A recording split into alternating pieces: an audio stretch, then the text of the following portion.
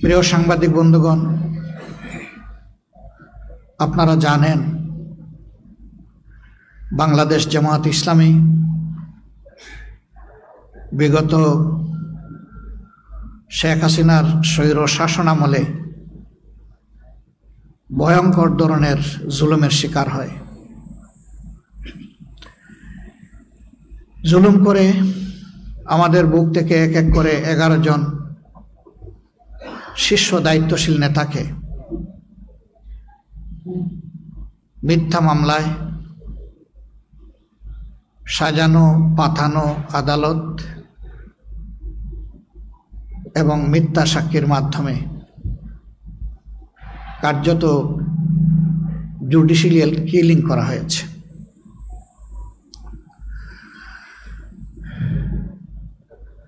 যে জায়গায় বসে আজকে আমি কথা বলছি, দীর্ঘদিন আপনারা এমন একটি অবস্থানে যাদেরকে বসতে দেখেছেন, যাদের মুখের কথা শুনেছেন, কার্যত তাদের একজন ছাড়া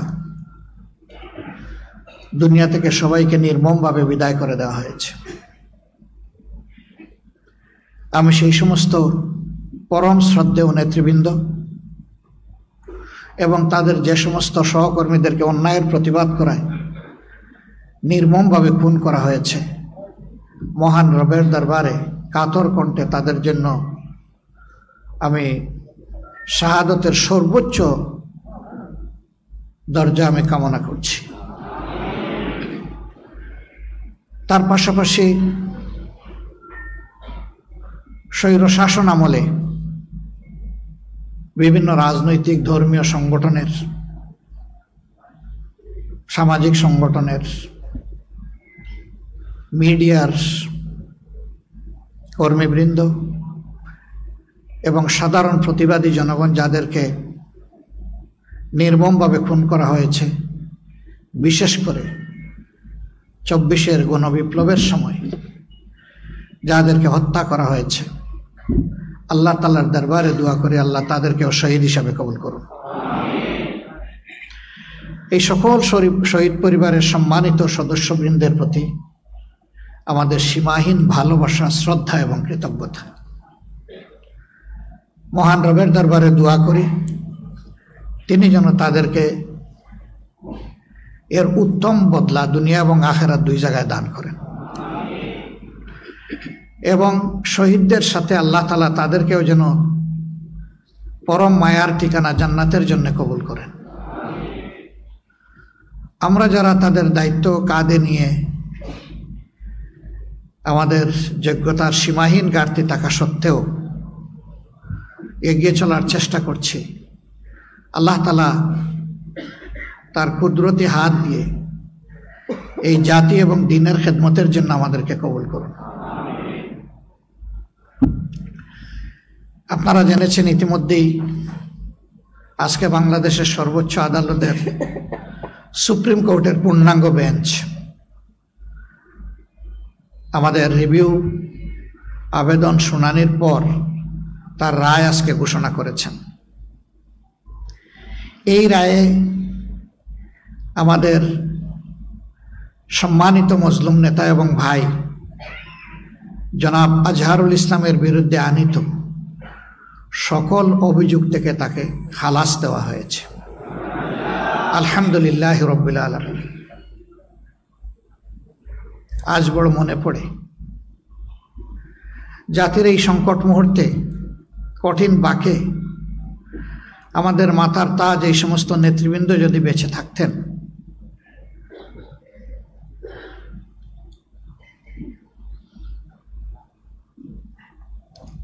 তারা তাদের প্রজ্ঞা, দূরদর্শিতা, অভিজ্ঞতা দিয়ে এই জাতিকে পথ দেখাতে পারতেন।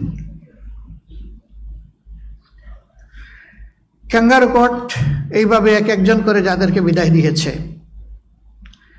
দুনিয়ার কেউ আর তাদেরকে আমাদের কাছে ফিরিয়ে দিতে পারবে না।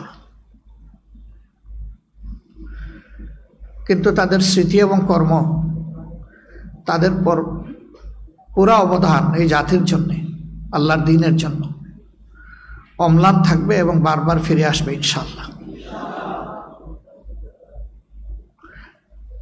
তারা বেঁচে থাকলে এই জাতিকে সততা দক্ষতার সাথে সেবা দিতেন এবং রাজনীতিতে অনেক গুণগত পরিবর্তন আসত। মহান আল্লাহ তাআলার দরবারে দোয়া করি, আল্লাহ তাআলা তার এই সমস্ত নেক বান্দাদের ঘাটতি যেন আমাদেরকে পূরণ করে দেন। প্রিয় সম্মানিত ভাইয়েরা, এই মামলাগুলা পরিচালনা করতে গিয়ে সীমাহীন জালিয়াতির আশ্রয় নেওয়া হয়েছে। কিভাবে আশ্রয় নেওয়া হয়েছে?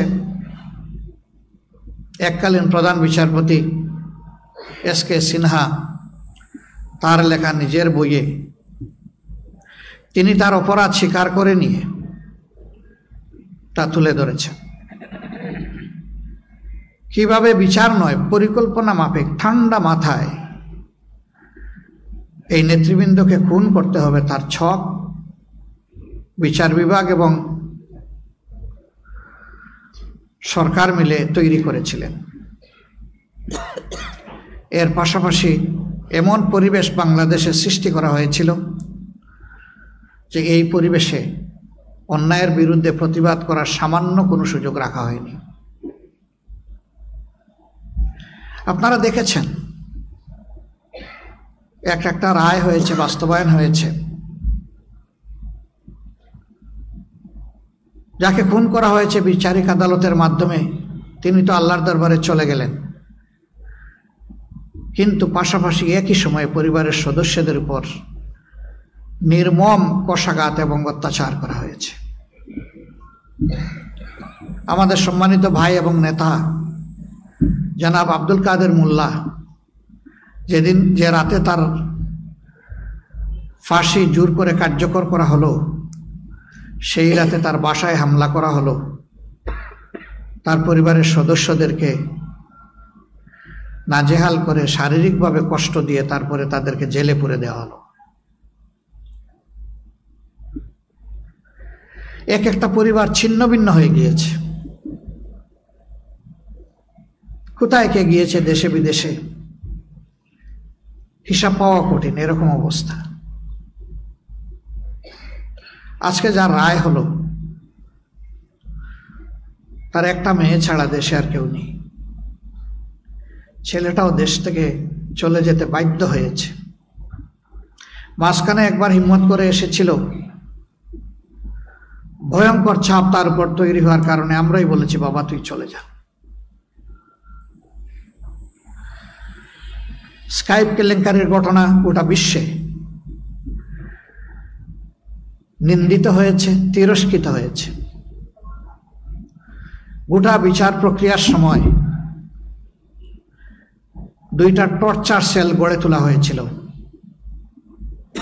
একটার নাম দেওয়া ছিল সেফ হোম, আর একটার নাম দেওয়া হয়েছিল সেফ হাউস। সেফ হোমে ভিকটিম নেতৃবৃন্দকে নিয়ে নাজেহাল করা হতো। সেখানে জিজ্ঞাসাবাদের উচ্চ আদালতের ডিরেকশনও ফলো করা হয়নি, লঙ্ঘন করা হয়েছে।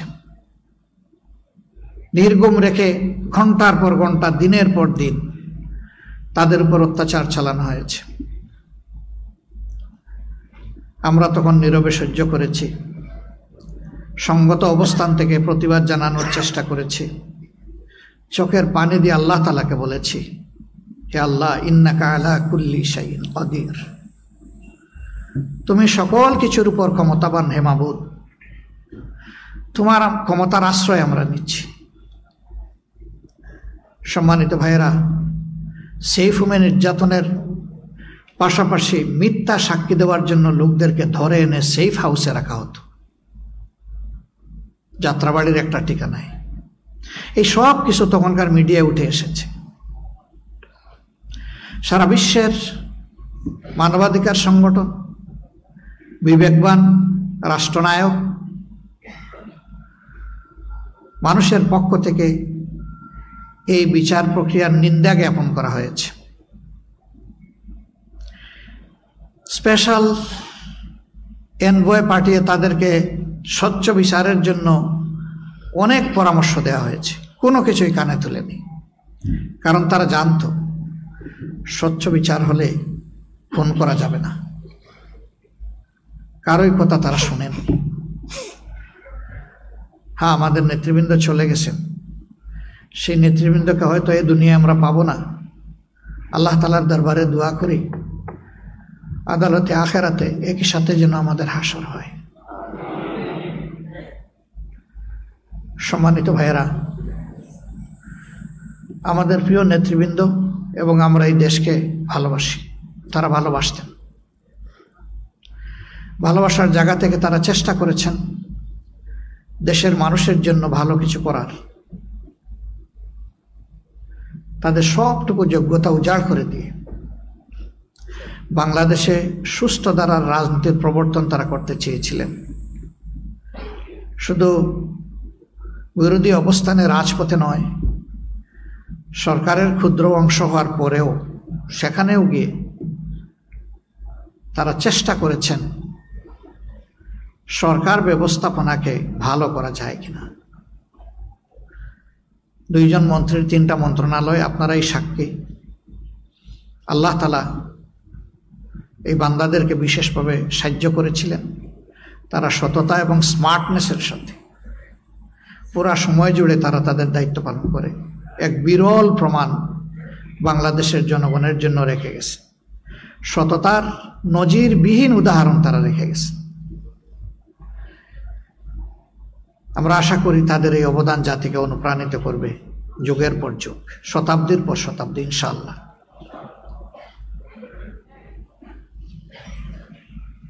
হ্যাঁ, এর রায়ের মধ্য দিয়ে এটা পরিষ্কার হয়ে গিয়েছে, এটা ছিল ইচ্ছাকৃত নেতৃত্ব গণহত্যা। দায়িত্বশীল নেতা ঘরে ঘরে জন্মায় না, প্রতিদিন জন্মায় না, এটা আল্লাহর দান। একটা দেশ এবং দলের নেতৃত্ব শূন্য করার মানেই হচ্ছে জনগণকে অন্ধকারের দিকে ঠেলে দেওয়া। মিডিয়ার বন্ধুরা, কষ্টের সময় আমাদের পাশে যারা ছিলেন, আমরা তাদের কাছে কৃতজ্ঞ। এই রায়ের মধ্যে দিয়ে আজকে প্রমাণিত হয়েছে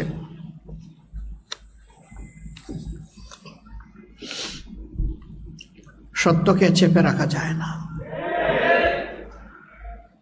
সত্য মেঘের আড়াল ভেদ করে আলোর ঝলক নিয়ে আসে। সেই সত্যটাই আজকে আল্লাহ আমাদেরকে দেখালেন। আল্লাহু আকবার কাবীরা, আলহামদুলিল্লাহ কাসীরান, সুবহানাল্লাহি বুকরাতাম ওয়া আসীলা। হে আল্লাহ,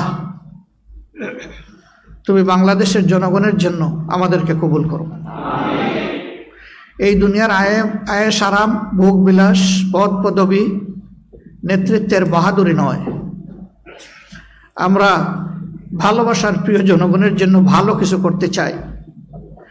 তুমি আমাদেরকে এই তৌফিকটা আল্লাহ দান করো। আপনাদের মাধ্যমে প্রিয় দেশবাসীর কাছে আমাদের আহ্বান, অনুরোধ, আমাদের বিপদ ঘাড়ে নিয়েও আমরা চেষ্টা করেছি পুরা সময় জুড়ে দেশবাসীর বিপদে পাশে থাকার। এমনকি ফ্যাসিস্ট সরকার বিদায় নেওয়ার পরেও আমরা চেষ্টা করেছি আমাদের গর্বের শহীদ পরিবার, আহত পঙ্গু ভাই বোনদের পাশে থাকার। কিন্তু আমরা এটা বিশ্বাস করি যে আমরা আমাদের পুরা কর্তব্য আদায় করতে পারিনি, আমাদের অনেক সীমাবদ্ধতার কারণে।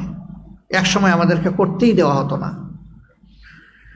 এখন অনেক সীমাবদ্ধতা আমাদের আছে। আপনারা আমাদেরকে ক্ষমা করবেন। আমাদের কোনো আচরণে, কোনো পারফরমেন্সে আপনারা কষ্ট পেয়ে থাকলে আমাদেরকে ক্ষমা করে দেবেন। যখন যেভাবে হোক, মানুষ আমরা কেউ ভুলের ঊর্ধ্বে না। দল হিসাবে আমরা দাবি করি না যে আমরা ভুলের ঊর্ধ্বে। এই সংগঠনের প্রতিটি কর্মী, সহকর্মী কিংবা দলের দ্বারা যে যেখানে ক্ষতিগ্রস্ত হয়েছেন, কষ্ট পেয়েছেন, সবার কাছে কোনো শর্ত নাই, বিনা শর্তে মাপ চাই। আপনারা আমাদেরকে ক্ষমা করে দেবেন।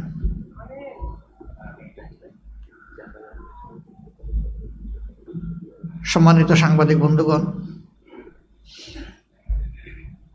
আপনাদের এত ব্যস্ততার মধ্যে আপনারা আজকে কোর্টে গিয়েছেন, এখানে এসেছেন, আর অনেক অ্যাসাইনমেন্ট আপনাদের আছে। রিয়েলি আমরা ইমপ্রেসড। আপনারা এসে আমাদেরকে দারুণ কৃতজ্ঞ করেছেন। আমাদের এই আবেদনগুলা, কথাগুলো খুব নয়, অভিমান নয়, আবেদনগুলো আপনারা প্রিয় দেশবাসীর কাছে মেহেরবানি করে পৌঁছে দেবেন। আল্লাহ জাতির সহায় হন। জাতির অনেকগুলা বার্নিং ইস্যু এখনো আনরিজলভড। এখানেও যেন সমস্ত রাজনৈতিক দলগুলো এবং যারা সংশ্লিষ্ট অংশীজন দেশকে ভালোবাসে, সর্বোচ্চ অগ্রাধিকার জনগণের স্বার্থকে দিয়ে আমরা যেন সবাই ভূমিকা পালন করতে পারি। আল্লাহ আমাদেরকে তৌফিক দান করুন। আমরা কথা দিচ্ছি, মহান আল্লাহর একান্ত ইচ্ছায়, প্রিয় দেশবাসীর সমর্থন সহযোগিতায় যদি এই দেশের সেবা করার দায়িত্ব আমাদের উপরে আসে, আমরা ইনশাআল্লাহ প্রতিশোধের রাজনীতির অবসান ঘটাবো, বৈষম্যের রাজনীতির অবসান ইনশাআল্লাহ ঘটাবো, এবং সমাজ থেকে বৈষম্য দূর করার জন্য প্রিয় জনগণকে সাথে নিয়ে আমাদের সবটুকু উজাড় করে আমরা চেষ্টা করব। পাশাপাশি আমরা চাইব আমাদের সমাজ দুর্নীতিমুক্ত হোক, দুঃশাসন মুক্ত হোক, অপরাধ মুক্ত হোক, বৈষম্য মুক্ত হোক, কল্যাণধর্মী সমাজ হোক, মানবিক সমাজ হোক। সেই সমাজ পরিগঠনে আমরা আপনাদের সাহচর্য, বন্ধুত্ব, ভালোবাসা, সমর্থন, দোয়া আমরা কামনা করি। আল্লাহ তাআলা আমাদের দেশবাসীকে হেফাজত করুন, প্রিয় দেশকে হেফাজত করুন। এই দেশের স্বাধীনতা এবং সার্বভৌমত্বকে আল্লাহ তাআলা অক্ষুণ্ণ রাখুন। সবাই মিলেমিশে একটা সোনালী সমাজ যেন নির্মাণ করতে পারি। আল্লাহ তাআলা এই দেশের মানুষকে সাহায্য করুন। আপনাদের সকলকে আরেকবার ধন্যবাদ, গভীর কৃতজ্ঞতা। আসসালামু আলাইকুম ওয়া রাহমাতুল্লাহ। আজকে আমরা কোনো প্রশ্নের উত্তর দেব না। আজকের মোমেন্টটা আমাদের জন্য ভিন্ন রকম, আপনারা বুঝতে পারছেন। এই জন্যে বিনয়ী অনুরোধ, মেহরবানি করে আজকে কেউ আমাদেরকে প্রশ্ন করবেন না। প্রশ্ন না করার জন্য অগ্রিম ধন্যবাদ। আসসালামু আলাইকুম। বক্তব্যের মাধ্যমে সাংবাদিক সম্মেলনের